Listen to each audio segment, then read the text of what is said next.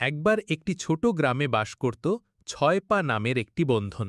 সে ছিল খুবই চতুর এবং বন্ধু সবার পাশে ছিল সদা। ছয় পা দেখতে অদ্ভুত, তার পায়ে মোট ৬টি আঙুল। তাই গ্রামের বাচ্চারা প্রথমে তাকে দেখলে খানিক ভয়ে তাকাত, কিন্তু ধীরে ধীরে তারা জানতে পারল ছয় পা কতটা ভালো মনসম্পন্ন। একদিন গ্রামের কোনামে একটি হাঁস তার ছানা হারিয়ে ফেলল। ছানাটি গাছের ওপরে উঠে চিৎকার করছিল। সবাই ভয় পেল, কেউ সাহায্যের জন্য এগোতে পারল না। তখন ছয় পা এগিয়ে এলো, তার ছয় পা ব্যবহার করে সহজে গাছে উঠে গেল আর হাঁসের ছানাকে নিচে আনল। গ্রামের সবাই অবাক হয়ে বলল, তোমার ছয় পা আজ আমাদের হাইরে উঠতে সাহায্য করল। ছয় পা হাসি মুখে বলল, আমাদের ভিন্নতা আমাদের শক্তি হতে পারে। এই ভেদাভেদ আমরা যদি সম্মান করি, তাহলেই তা অমূল্য সম্পদ হয়ে ওঠে।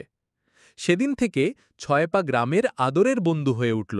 বাচ্চারা আর তার ছয় আঙুল নিয়ে খোঁজে না, বরং তার সহায়তা প্রবণতা আর তার ভিন্নত্বের প্রতি শ্রদ্ধা দেখাতে শিখল।